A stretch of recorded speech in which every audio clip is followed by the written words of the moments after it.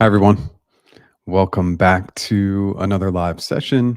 As always, excited to be here. And I feel like we have a ton to talk about today. And so, the ever changing landscape that's happening in 2024, with layoffs, with jobs, with AI coming to really the front of everybody's mind as we think about the future state of jobs, the economy, everything. There's just so much to chat about today. As I'm coming in, I always make the same recommendations. Say hello. Let me know where you're visiting from. Let me know that you can see and hear me. That's always a nice, warm and fuzzy for anybody who's going live. And I think we're approaching 150 live sessions, so it's really cool. But there's always hiccups. There were a couple of hiccups earlier this year, so again, feel free to say hello. Obviously, in our down times, in the time where we are going to not always have questions, 2023 and 2024, they're going to be a little bit slower than previous years as hiring has slowed down quite a bit. But we'll talk a little bit about, thank you everybody for letting me know you can see and hear me. We'll talk a little bit about what the future state of layoffs looks like in our downtime. So, let's talk a little bit. I really want to spend just a moment talking about the 20 video series that I'm currently putting out now. Um, it's quite a bit of work to put out 20 videos over 20 weekdays, but that's my goal. So, my goal is to put out a new video, question and answer video every single day for the next. It's 20 weekdays going up till February 23rd. So if you haven't had a chance to check out any of those videos, basically I give what I think is a good answer, and then I run it in the background through my AI tool and see how we can make good answers great. So, please take a moment to check out any of those videos, and as I always recommend, even though it's not great for me in the algorithm, you can watch me on 2x. I'm pretty low and slow. Try speeding me up, and then it's just my general recommendation, speed everybody up. You'll start to find that your learning can be at 1.5x, 2x. So I do all my learning on 2x, and I find that I can consume twice as much good content.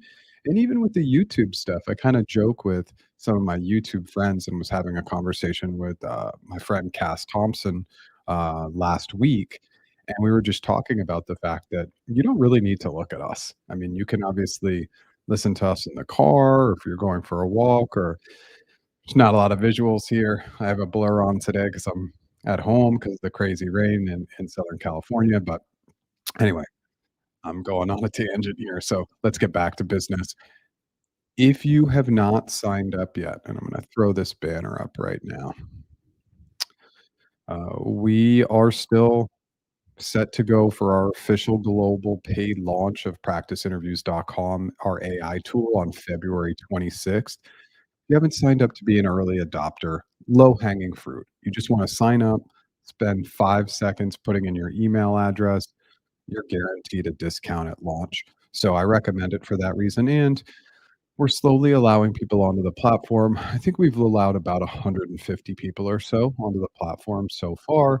We're doing user interviews, getting user feedback, and with the first launch, we're hoping that everything goes smoothly, and that's always an interesting experiment, of course. But let me just highlight a couple of other things, and then obviously want to just dive right into the comments and chop through things today. So, if this is your first time here, my name is Jeff H. Sipe. My business is practiceinterviews.com. Check out our website. We have a ton of free resources. You can join our Slack channel. All that stuff is free. Still doing one-on-one interview and one-on-one negotiation coaching. We have our interview mastery course just today. Special offer, $200 off the interview mastery course if you use the coupon code Feb24. Again, that's Feb24.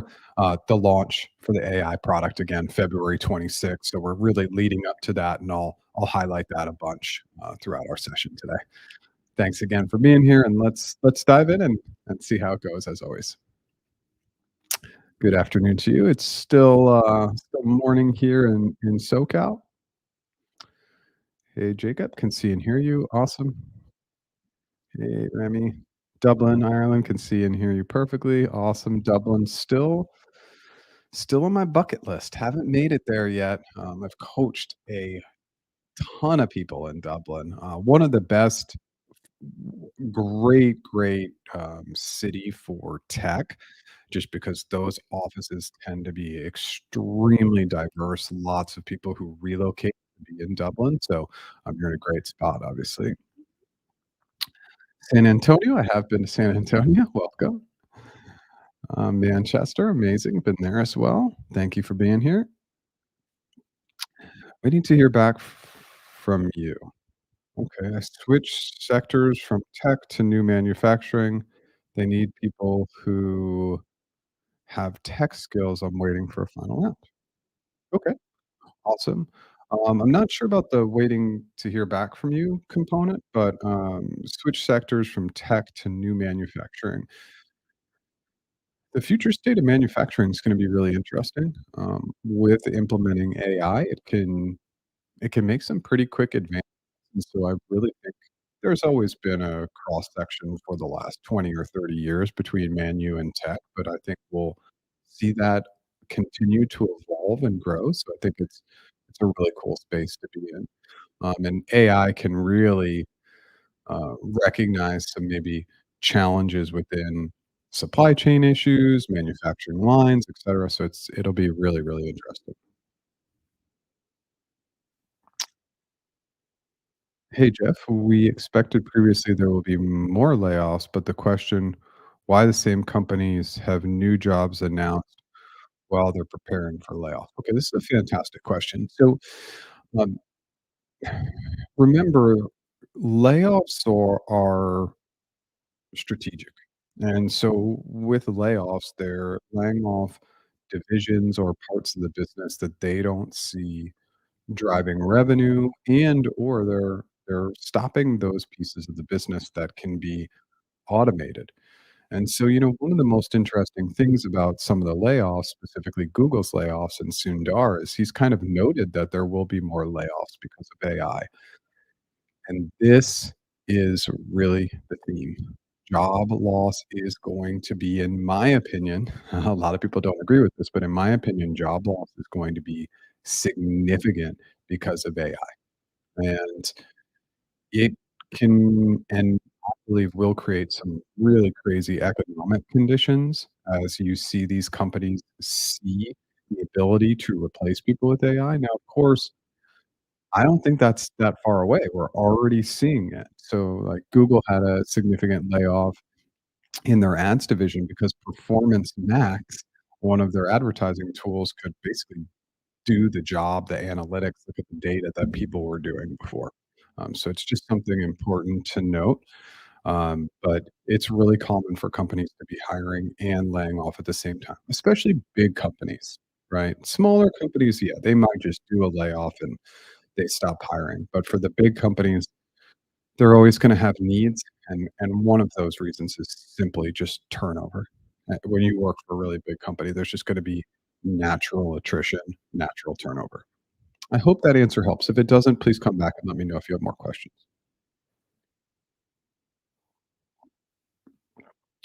Any expectations, indications for my layoffs at Google specifically? Um, I would wanna understand, I'm gonna kick that right back to you. I know we're not super busy in the chat yet. So when you say for my layoffs, can you help me understand a little bit more what you mean by my layoffs? That would be really helpful. Hey, Lindsay, hi from the city. I hope I hope you're surviving. I know that there was the rain in California. For anybody who's not in California, I know for other parts of the world, the amount of rain we're getting doesn't seem like a lot, but for here, it's quite a bit, and hope you're staying safe. Atlanta, how's it going? Is a pivot at Amazon low-key layoffs? Maybe. Yeah, it's a good, yeah, I wouldn't agree, like, some of the pivoting, I mean, it's all sort of strategic, right? Some of it probably is a little bit market reactive. It's also trends, right? Layoffs are trendy.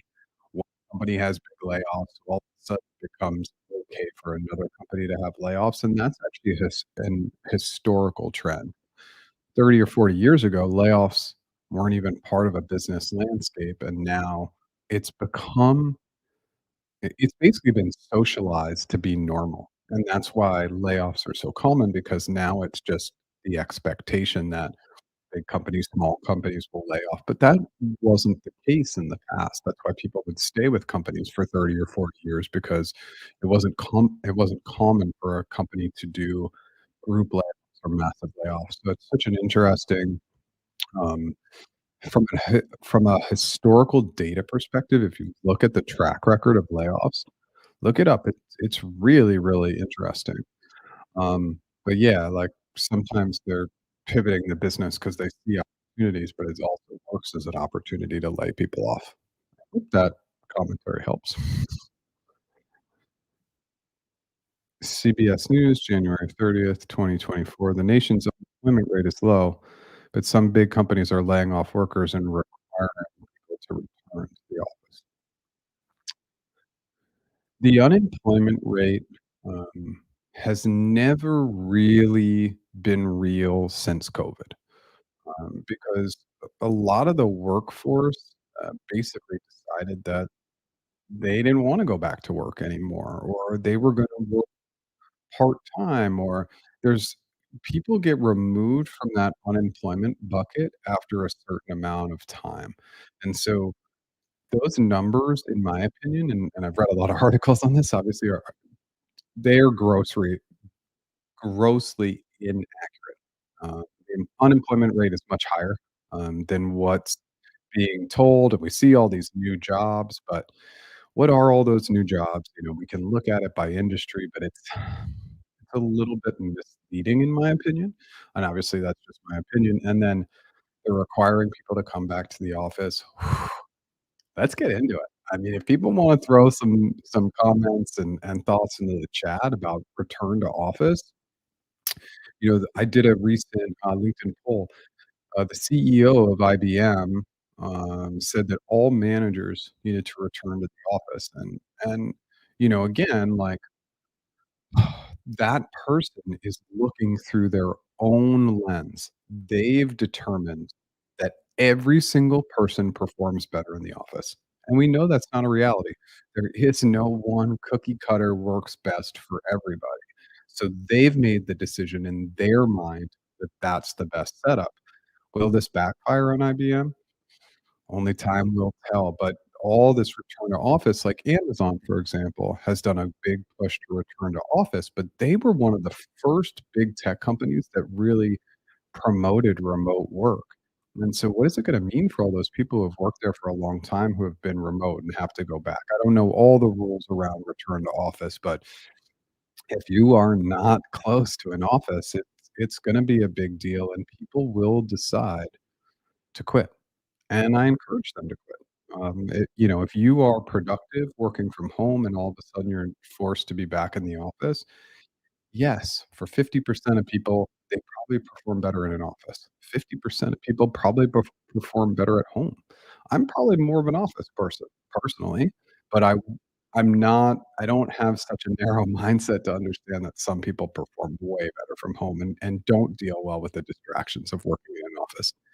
Not to say that I ever did. I was kinda one of those very social people and performed the best early in the morning and late at night when people weren't around me, but I enjoyed the human element, and so for me personally, it was important, but I don't think it's important for everybody.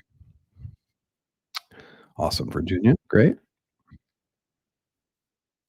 Where are you based currently? San Diego or Hawaii? I was in Hawaii for, a year. I've actually, in Maui specifically, I've been really fortunate. I've lived in Hawaii twice, once on Oahu and once on Maui, so, I'm thinking that probably the 3rd time is the charm, and at some point, maybe finally just deciding to live there full time, but, right now I'm in San Diego. Thanks for asking.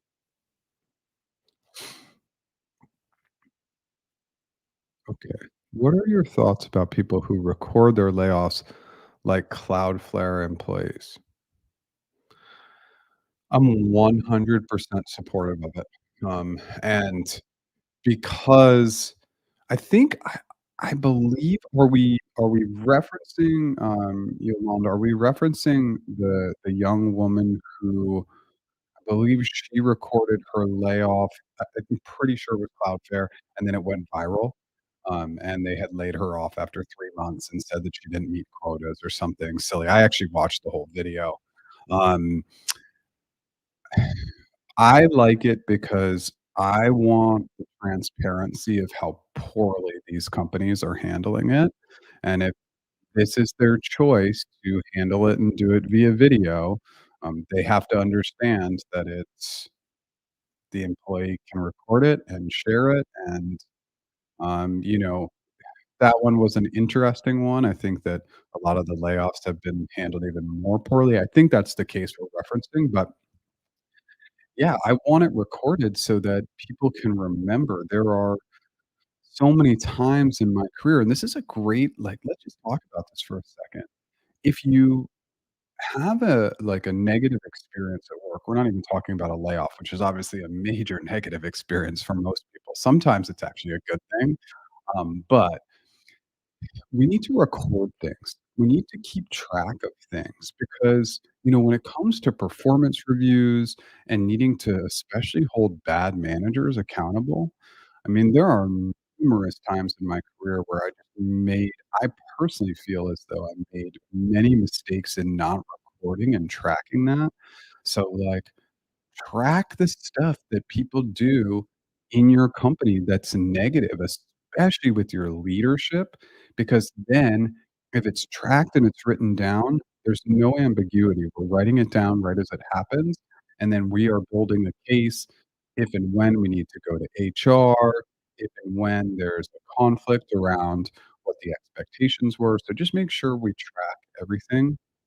Corporate is, it's tough, right? It's a tough environment, and we always need to take care of ourselves, and, this is I don't ever really talk about this, but it's empowerment. We need to empower ourselves to be set up for the best case scenario. We need to protect ourselves. These companies aren't gonna do it, and we all know that. I've worked at enough companies to know that they only care about the bottom line, that I was just a number, and it's not to take the negative approach, it's actually to take a more positive approach and take ownership and just make sure that we are absolutely taking care of number 1, because what we have seen over time, and again, with layoffs becoming very common, these companies are not gonna protect you, so we've gotta just have that self-first mindset when it comes to employment. I hope that makes sense. Alright. Hey, Jeff, thanks for continuing to do these live sessions. I anybody who's been here before knows I'm extremely transparent. It's it's not the same as it was a couple of years ago. I mean, I would come into 30 comments. We'd be back. We'd be a half an hour or 40 minutes behind on the questions. These sessions would sometimes go 2 plus hours. And once the layoffs started happening, everything really changed, and that's okay, and I'm just so grateful to have an audience that we can chat about things, and I hope that my transparency and me just being me is valuable for the community. This is all about value, right? And I want people to show up because it's valuable. Um, and that's why I'll do little things like pitch my services really quickly, but that's not the goal here. The goal is just to have honest and fun dialogue and make sure I get all the questions answered. Clarification. What is the pivot program at Amazon?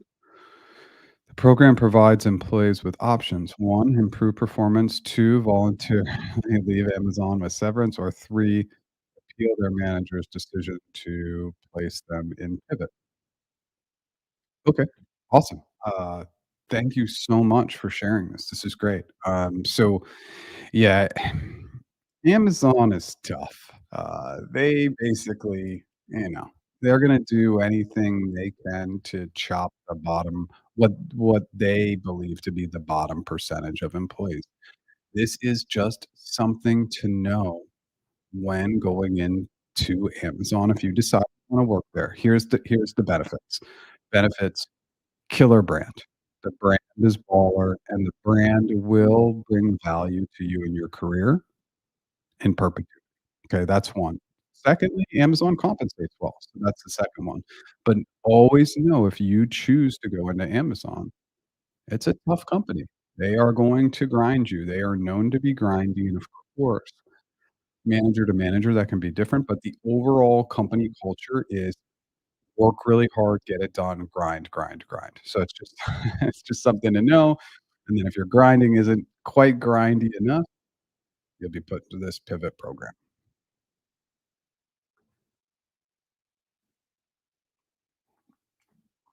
Okay, we answered that? Yeah, okay, sorry, I think we covered that one. RTO is an interesting topic. No one likes being in the office, but joining a company and being remote is tough. Not sure what the answer is, but I don't think it's a simple topic. It's not. It's not, Zach. It's a tough topic because what we're trying to do is we're trying to put everybody in a box and say, well, this employee will perform better in the office or they will perform better remote. But the box that's currently being created is everybody performs better in the office and we're going to put everybody back in the office. And the remote environment actually increased productivity for a lot of people. Especially we look at these areas where the commutes are just rough. When I lived in the Bay, I can't even tell you the crazy stuff I did to get around how bad the traffic was getting, especially 2016, 17, 18. I mean, just absolutely way too many people. The infrastructure was not set up. I mean, I would get up and get on the road by 5:30 AM, and there would already be traffic. I would try and leave the office and work from home starting at 1 PM. Sometimes at 1 PM, it was bumper to bumper dead stop traffic for the commute home at 1 PM. I mean, it was just crazy, so I was losing time sitting in my car. Now, I love learning in the car, so for me, I didn't really mind it, but yeah, it's just it's so interesting the benefits of being in the office and the human energy and the impact of that mixed with people who really just are much more productive in their pajamas, basically. So it's such an interesting topic, and one that we should continue to keep the dialogue, active.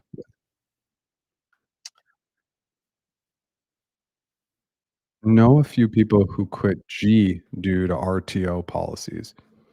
Yeah, I mean, the reality is, right, like, especially if your closest location and you have to return to the office in a very expensive market.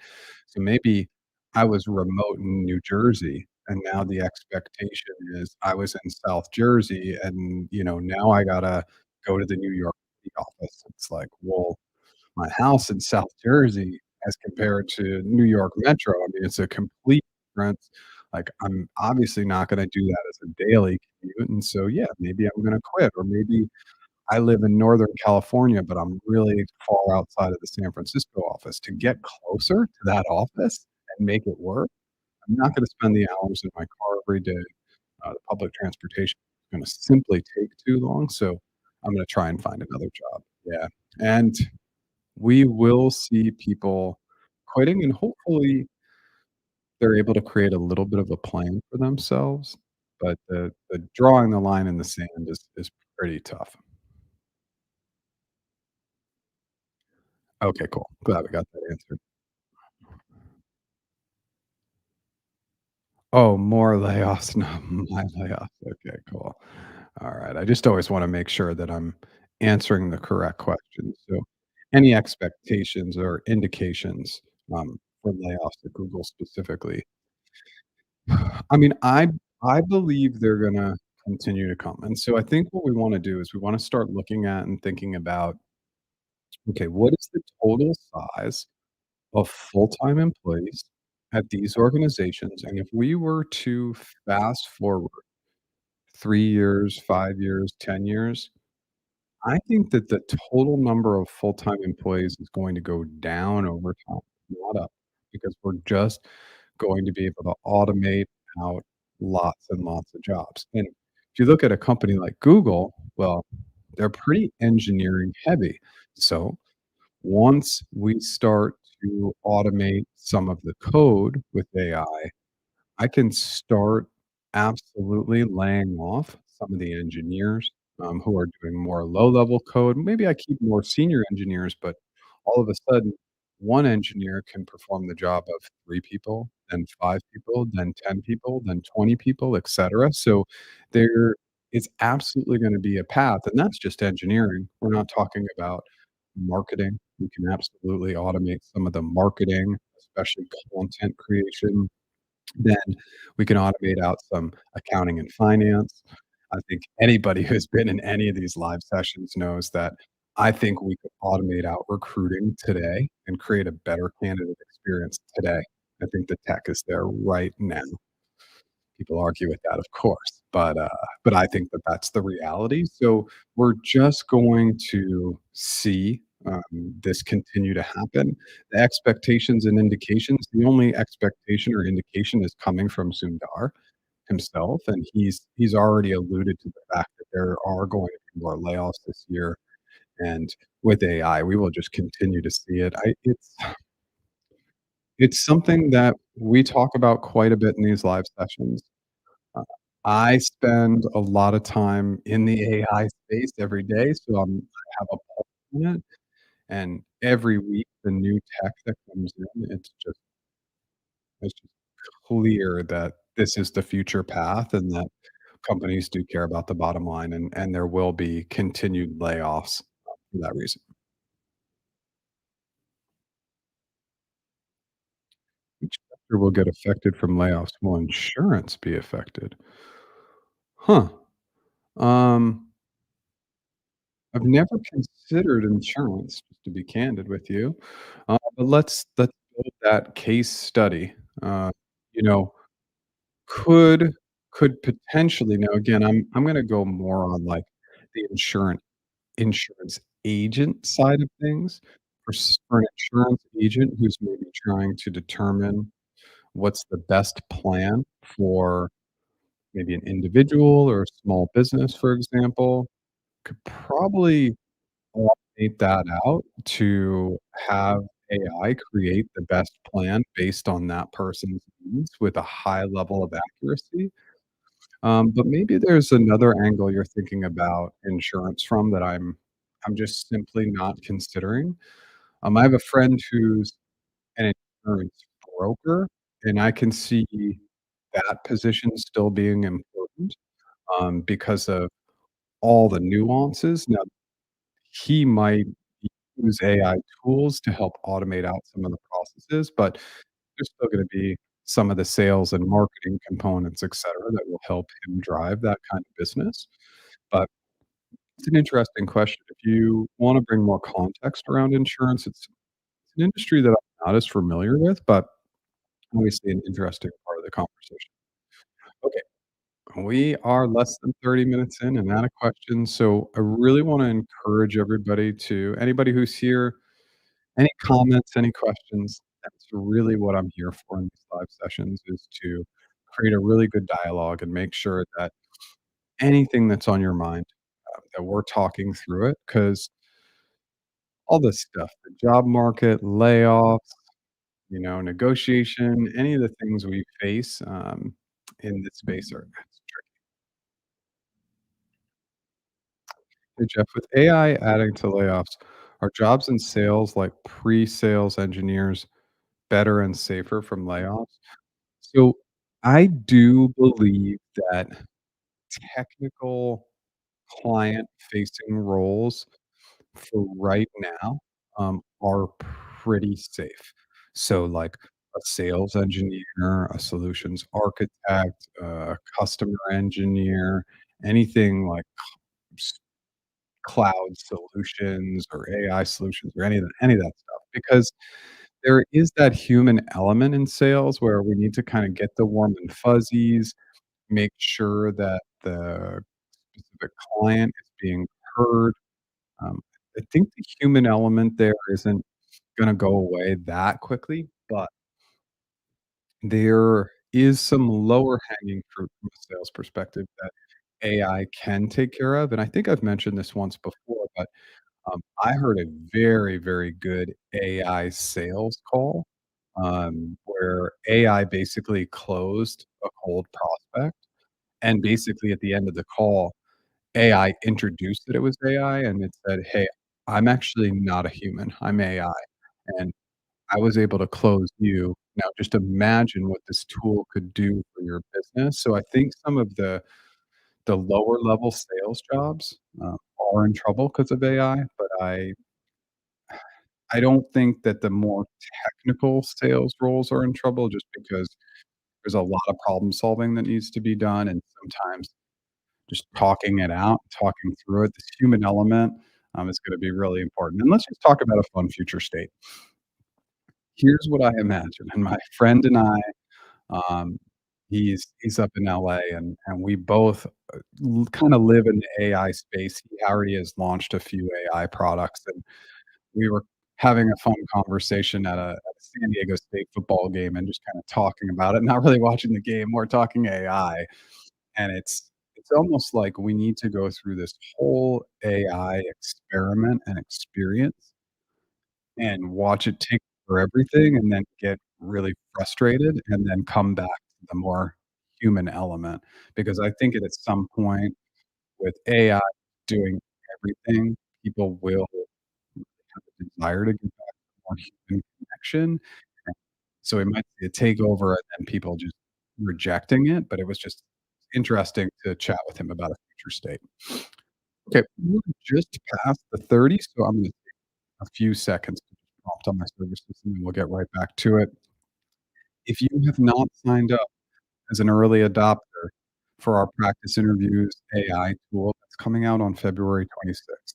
So on Monday, February 26th, we'll open the cart. People will be able to purchase our app and go ahead and practice all their interviews within that app. But with the early adopter program, basically you're just guaranteeing a discount, and then we are letting some users test the tool for free. And obviously, if people are willing, give us some user feedback because we spent 3 months getting user feedback so that we are not creating things that we assume or believe people want. We're creating things that people have told us that they want.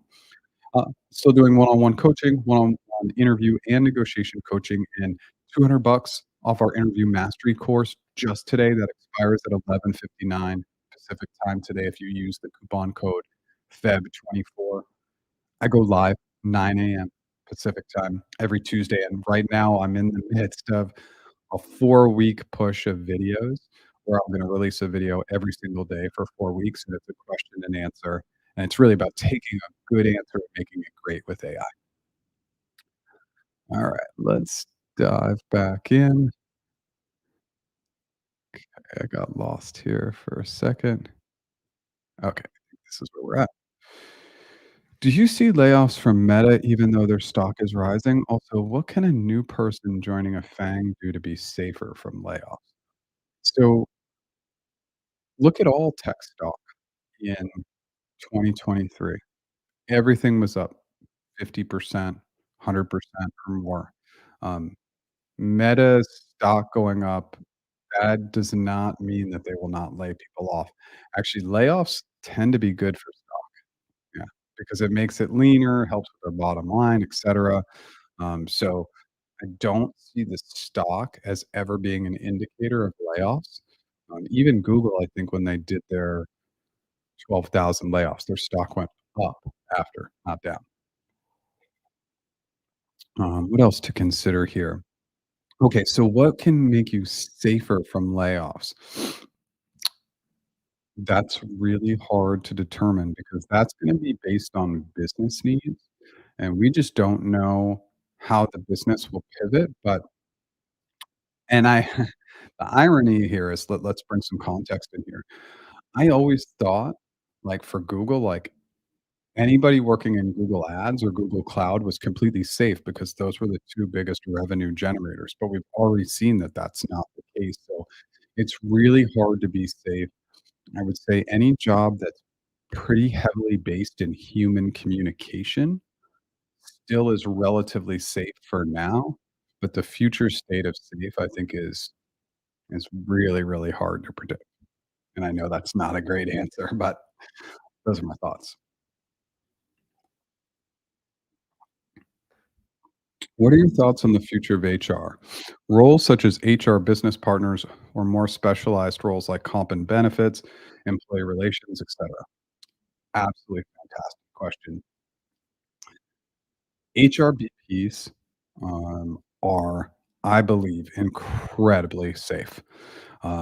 We could argue for or against that, but anything that has to take human emotion and bring in awareness, empathy, psychological safety, let's call it what it is, right? Not all HRBPs are great at that, but that's the job, to be incredibly empathetic, be great at listening, again, have awareness, psychological safety, all those things are really, really critical.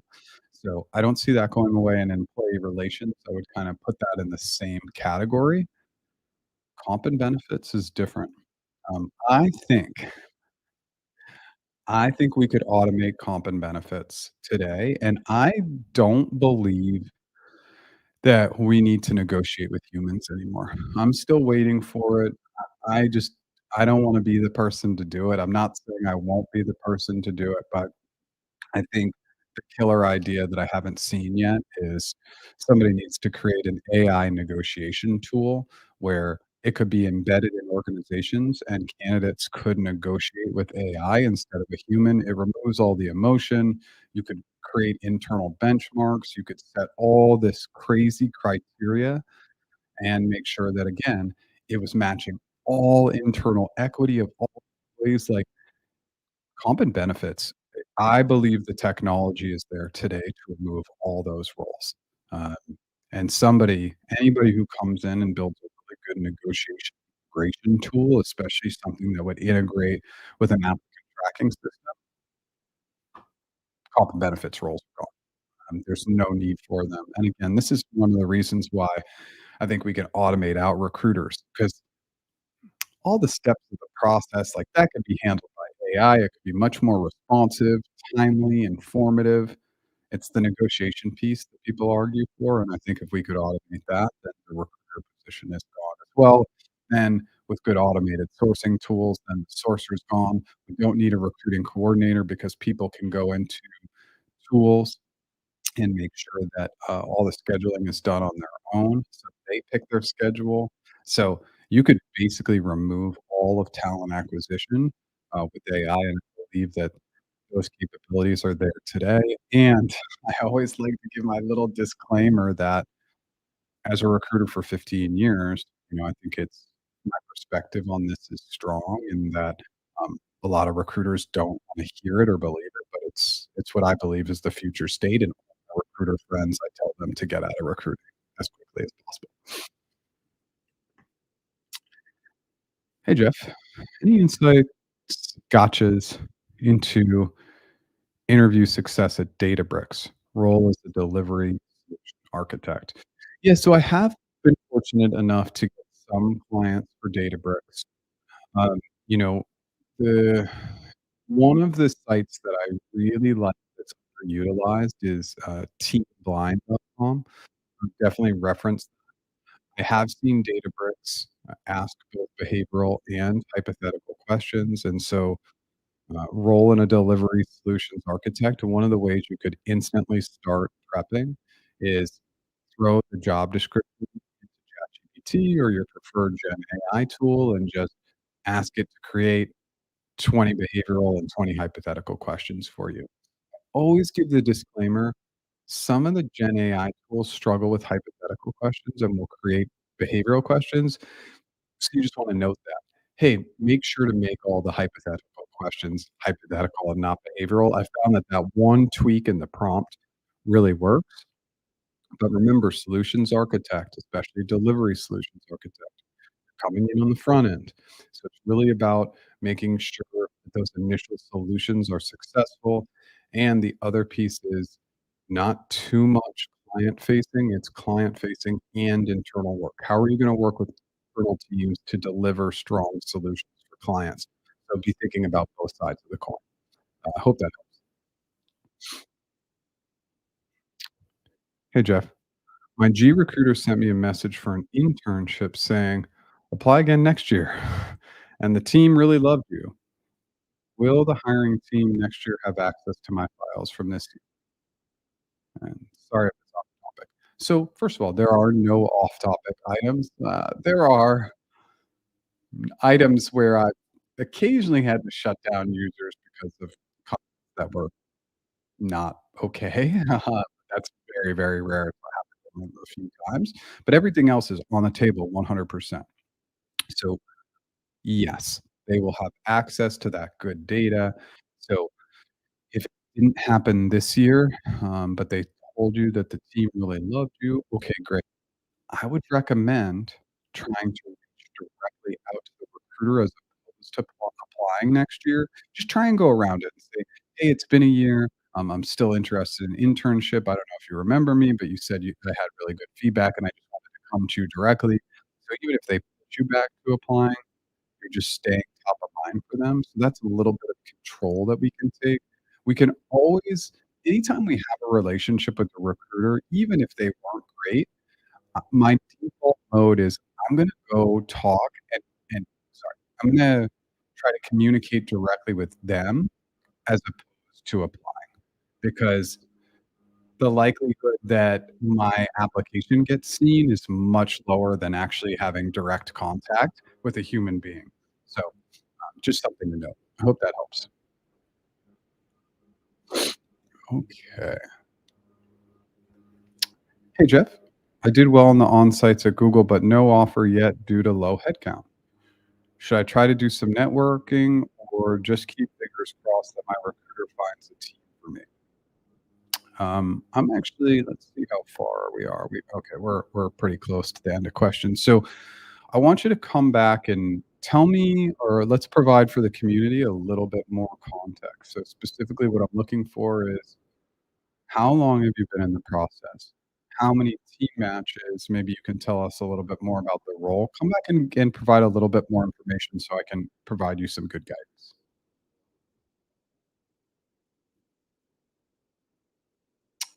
You're welcome. Shocking to see companies doing layoffs in trust and safety areas where it's a concern for them, and Congress and the EU are very focused on that. Snap just let a few people go in trust and safety. 100% agree with you.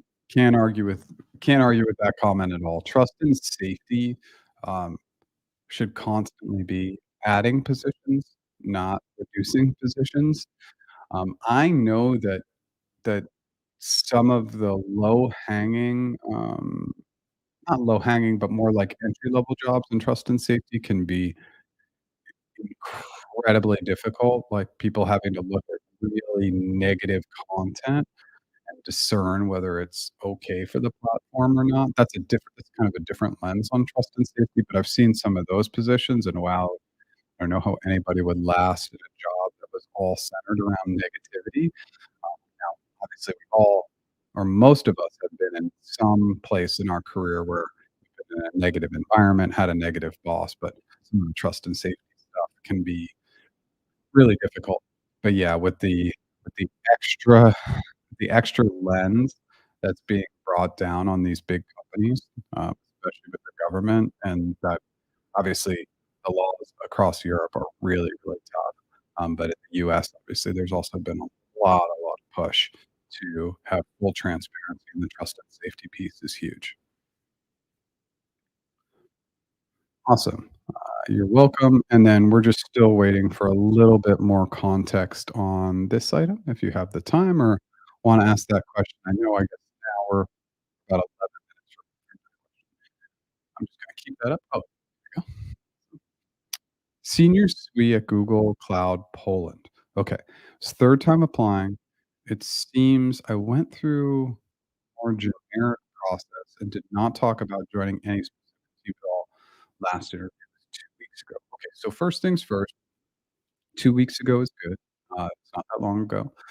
Um, it's pretty common to go through a generic SWE process, meaning they want to make sure and again, if we're talking senior SWE, we're probably talking L5 or above, but at L5, you're gonna have to pass coding and system design interviews, and so a lot of times they're just saying, "Okay, can this candidate pass technical components?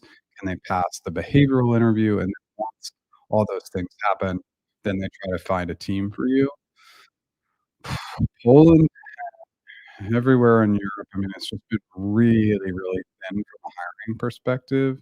Now, if your last interview was 2 weeks ago, it's not uncommon that you have a team match yet. So, a good proactive step is to build a cadence with your recruiter. I talk about this quite a bit, but it's just reach out to your recruiter and say, "Hey, I wanna take some control. And so in order to take some control, I wanna figure out what is the correct cadence to have with you. Can I reach out, touch base with you once every week, once every 2 weeks, once a month?" I think at least at a minimum every 2 weeks just to do a touch base, just to remind them.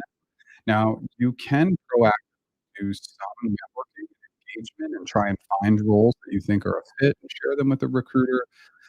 Uh, you just ultimately have way, way less control. All the control is we basically give up all the control, which is really, really hard.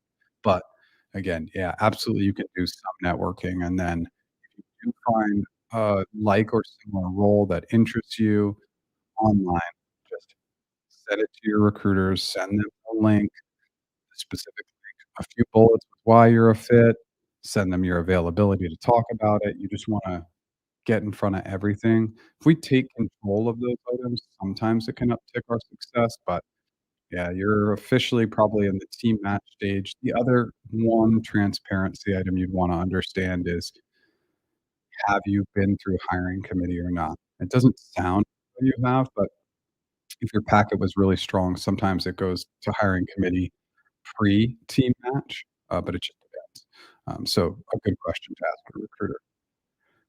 Alright, 47 minutes in on a rainy Tuesday here in Southern California.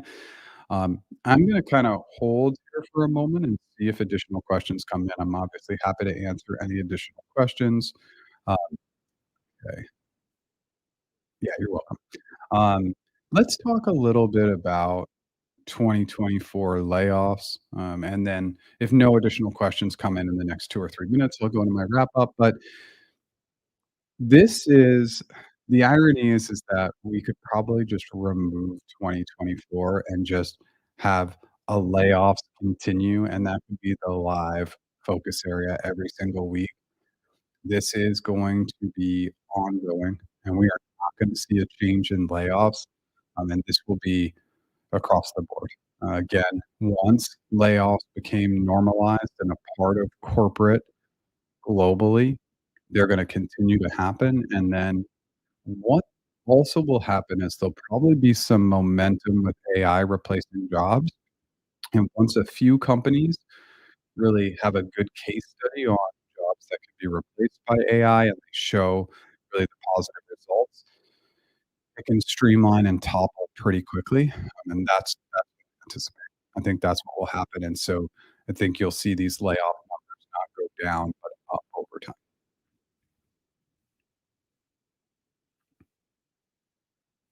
Is data analysis a safe career option in the era of AI? I don't think so.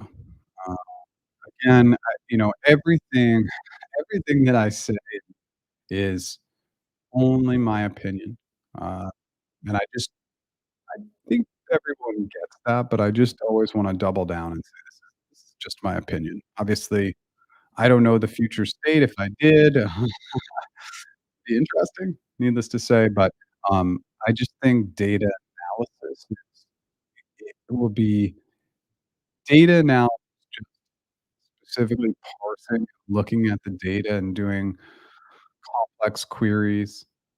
I do think that that is very subject to a little bit of an AI takeover. Um, some of the creativity for how data is looked at, I think still requires a human element, but I do th I look at data analysis or anything that is about churning or diving deeper into the data, that AI is gonna be able to do that and perform that much better than humans in the near future. Well, it can already do it now, but it will just continue to get better.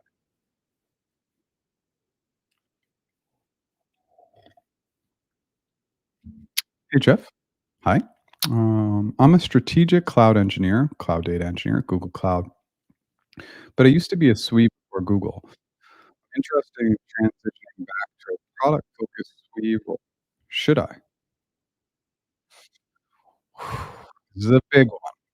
Yeah, because your strategic cloud engineer role is probably safer, meaning you're technical, but clearly you have strong communication skills, otherwise you'd never be in that job. I can't these are the times where I wanna pause and just say, "Hey, like, this is, again, just my perspective," but I think that the client-facing engineering role are much safer than a straight line SWE role, but only time will tell. And the tricky thing for me is I could read up on AI and AI replacing SWE jobs or dev jobs, and I've watched a lot of videos and read quite a bit, and all it seems to be that those jobs will be replaced, but since I've never technically been an engineer, not even close, it just that future state still remains to be seen, and obviously, the more senior you are, probably the little bit more protected you are, but remember, in our careers, we just have to do what interests us and keeps us excited. Because if we don't like the work we're doing, start to disengage, it's gonna be less interesting, and our performance will go down. I know that I experienced that as a recruiter, that over time, I became less and less interested in recruiting, and it directly impacted my performance. I don't think that was an answer, but I hope my insights helped. Hey, Jeff, just finished a nine-person interview day at Apple. I feel like I bombed one interview. How much does one bad interview change your chances of getting the role? Okay. 9 interviews in one day is our brains aren't built that way, and so it's a clear lack of understanding and acknowledgement from a candidate experience perspective that there's very, very people who can deal with that amount of stress and pressure, and then that's not how we operate in the business world. We operate in very short bursts. If you look at your most productive time, you're gonna have these short sprints of 5, 10, 15 minutes where you're really effective, and then you're probably gonna not be effective for a period of time, and that's just very natural. So 9 interviews in one day is just insanity. Typically, one interview isn't gonna kill you. One bad interview, they can just push that off and say, "Hey, collectively, all the other interviews were fantastic. They were probably tired, etcetera." I can't say for sure, I don't know, but I usually see these decisions being made holistically, especially when there's a bunch of interviews as opposed to being based on just one poor interview. The good news is it's done. You've done it, and now you can't really control the outcomes from here, so I'm sure you put in the time and effort, Sean, to make sure that you were successful, and now you just kinda have to sit back and wait, and obviously follow up with your recruiter if you haven't heard back in 5 business days, but usually one bad interview is a killer, typically. Hey, Jeff, thanks for the live stream. What do you think about the impact of AI on TPM roles? So I think TPM roles are pretty safe. I think that the whole program management ladder in general, it's safer because there are just so many moving pieces that require a human element, and one of them is influence. And so we all know that program management roles have a big component of influencing without authority.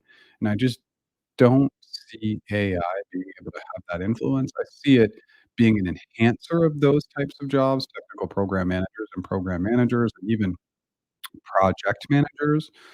I think AI will enhance all those roles, but I just think that influence component and, like, really again, we use the term, this is pretty old school, but the herding cats analogy, it's just bringing people together to make sure that things are there's no scope creep, right, for a TPM, that the requirements are in alignment, you're keeping things on budget, on time. Yeah, you see there's a massive human element there, so I think program management, in my opinion, is one of the safer ladders and pretty insulated from AI, but also a great opportunity to leverage AI, for success. Let's talk about that. So again, we're out of questions, but we're gonna keep going here for a little bit. I always, like, mentally love to hit that hour mark. Feels feels better to me, and I'm kind of funny because I'm absolutely not a completionist. I can start something and not finish it if I don't see value, so we won't talk forever, but yeah, maybe we can throw out there whether you're curious about whether some types of roles are insulated or more protected from AI. Be an interesting part of our conversation today. Thanks for the answer. Sorry, one more question. You can ask as many questions as you like, so no apologies. Have you heard when companies are rehiring the same candidate to the same team after a mass layoff?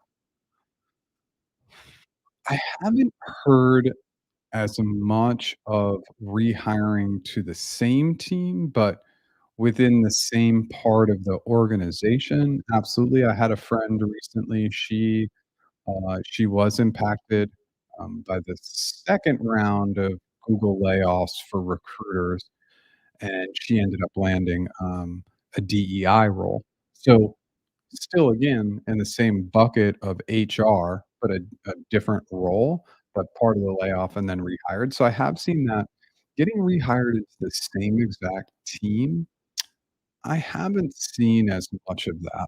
I'm sure there are those cases, but those are just absolutely silly. It's like, "We laid you off, now we're bringing you back." It's kind of it shows that some of these layoffs are a little reactive instead of proactive. Thank you again for your insightful answer, Jeff. I truly appreciate the help. By the way, your interview course in community Slack was invaluable when I joined Google 2 years ago. I miss IRIC too. Awesome. Well, I'm so glad that you found the course valuable and the Slack community valuable. The Slack community's slowed down again as things have slowed down, but, I'm still there to answer questions, and that's the best way to get responsiveness from me. I'm not going to be in there maybe every day to respond, but I'll try to respond within a couple days, at 2 to 3 days if I can. And yeah, I miss IRIC too. I was actually having a discussion with my wife about IRIC, last night, and one of the things I really enjoyed about working with IRIC and IRIC and I are almost 20 years apart in age, but he really taught me the value of systems and process, and he pushed and pushed and pushed for me to get those things in place, and I'm forever grateful because now when I work with other businesses, and I work with a lot of contractors, and I obviously work with a dev team now for my AI tool, it helped me realize that these strong business processes and systems have made my business more effective, and now I always see the holes that other people have in their businesses when they haven't set this up, so I miss Iric too. It's been a while since I talked to him, but I gotta reconnect with him soon. Hey, Jeff, joined late. Sorry if this was discussed earlier on. Are you seeing much hiring at GCP over the last 2 to 3 weeks? Biggest trend I have seen in my calendar, the percentage of clients I'm getting for customer engineering roles has really gone up. So, again, I it's so weird because I have these trends and I only see what I see on my end, but customer engineer roles, I'm getting a lot of clients for customer engineer roles. So there's some sort of uptick there, but they still appear to not be hiring TAMs at all, technical account managers. I haven't seen any of those. I really haven't seen any sales engineers either. It's been really focused in on customer engineers, but again, that's only seeing that from my narrow lens, and that has been pretty much all this year, lots of CE clients for me. That's really the only data point I have right now. Hey, Jeff, in your opinion, What should a TPM aim to become even more desirable in the market? Hmm, um, to become even more desirable in the market. Well, that's, maybe you can provide a little bit more context. Is there something or an item or items you're thinking about? I mean, TPM's desirable in the market. Obviously, having a big brand helps. Experience in a like or similar role helps as well. But the additional skills would just be very domain specific. But maybe if you want to come back and ask some more probing questions, I'm absolutely happy to answer. Hey, Jeff, I had an interview for a data center position and I haven't heard back, and it's been 2 weeks. I followed up with the recruiter and haven't heard back. Should I be worried? Ethan, can you tell us what company did you interview for? Because then I can lead and guide you a little bit. Yeah, please let us know. Last year, I cleared Google L7 TPM. Oh, Google L7 TPM. Recruiter was in touch until late October, but since then, they stopped responding.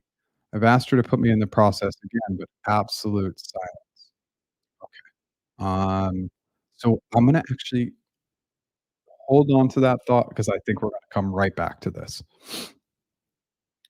What are the non-tech roles you think are going to be a good career option this year? Good non-tech. I would just say anything that is strongly communication based and not could not be automated. I know that that's a very, very broad answer, but strong communication skills are still going to be highly desired.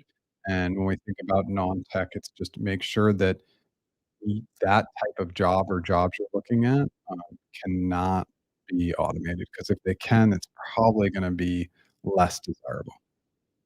Okay. So I'm sorry, Google. And the reason why I wanted to do this is for both of you. Oops, sorry. So for this comment, haven't heard back and followed up with the recruiter and you haven't heard back. So you're at 2 weeks. So you need to follow up with your recruiter again and basically say, "Hey, I remain interested in the position, wanted to check in again. Thank you so much."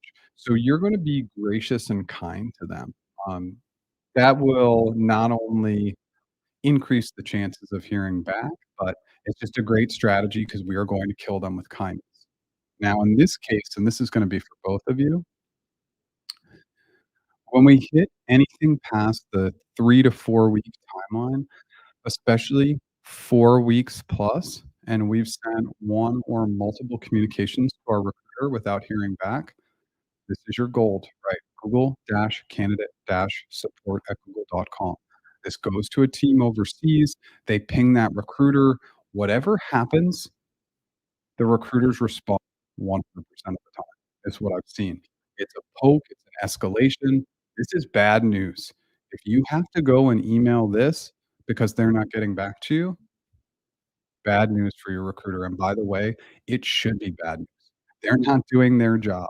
If you email them and they don't follow up, they don't know how to do their job. They're not organized. That's on them. It's a terrible candidate experience, and the fact that it still happens is shocking. But that is your gold. This will guarantee that you hear something back, okay? So for the 2 of you, again, Ethan, you're a little ahead of it, but if you haven't heard back from, since October, definitely address, okay? What do you mean by big brand and how to improve it? Um, I'm not sure about the I'm sorry, I'm not really sure about the how to improve it. Big brand is Google, Apple, Meta, Amazon, NVIDIA. Any of these, like, well-known brands where there's no doubt everybody knows who they are, that's a big brand. Big brands have power because people think you're great at your job because of the big brand. That may or may not be true, but we utilize the big brands to our benefit. The second part of the question, I'm sorry, I'm not sure what you're referencing. You're developing yourself with AI training and certifications. I have all the other soup letter certifications, PMP, and okay. Um, yeah, the certifications, the reason why I like certifications or any trainings are they're valuable for context, especially as you build your approach and plan in the interviews. Will all organizations care about all those certifications? Probably not, but the learnings are really important and impactful in my opinion, so I think it's absolutely great to have them, and the more we can understand about the AI landscape, the better, for sure. Okay, you worked on consumer electronics, blockchain games, so now looking for other areas to develop myself and pursue next. Awesome. And I just wanna go to this yeah, personal brand. Yeah, so I was talking about, like, big brands, like big company brands. Now you can also build your personal brand, um, but the big company names, they carry power and credibility. It's not that we can't create that with our own brand, but that obviously can take some time for sure. I hope that helps. Hey, Jeff, how long does it take to hear back after round 1 interview with the hiring manager for a Google PM role? I just had my interview yesterday. If you haven't heard back in 5 business days, check in. If you've heard nothing. So if it was yesterday or Monday, I would check in next Monday. If you're really anxious, you can check in Friday, maybe Friday morning as well, but I wouldn't check in before then. It just takes a little bit of time to get feedback. This is the trickiest part of the interview process at any company is patience. It's really hard, and it's easy for me to say, but I understand it's very, very tricky. Thank you so much. I did follow up with a kind email and haven't heard back. I will wait till the 3 or 4 week mark. Until then, I'll be keeping a heavy eye on my inbox.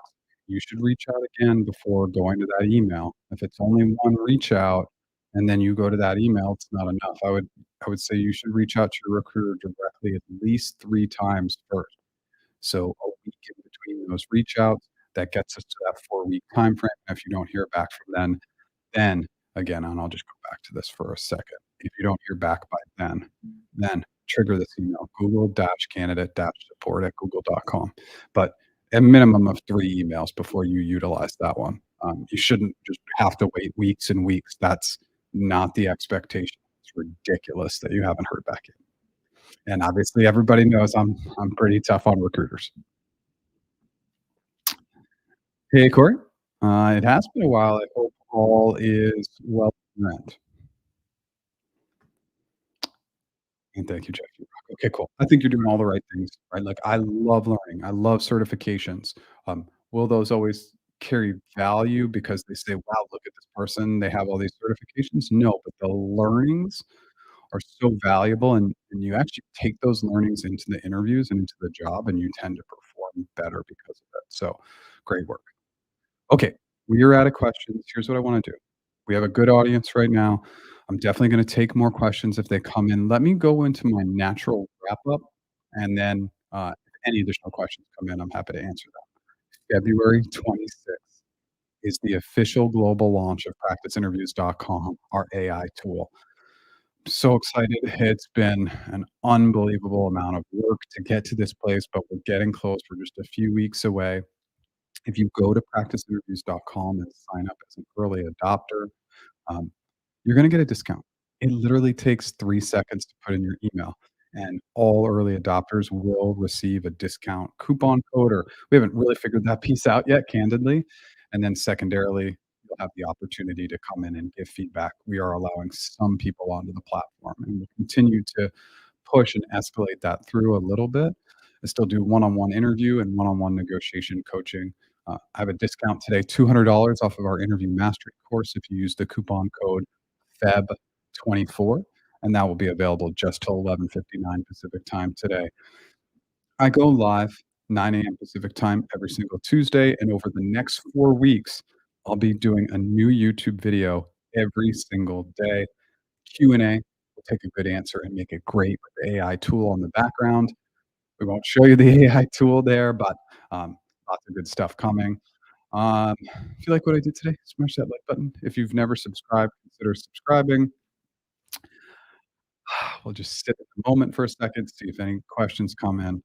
But it looks like we are out of questions. Thank you so much for being here. I will be back and live next week.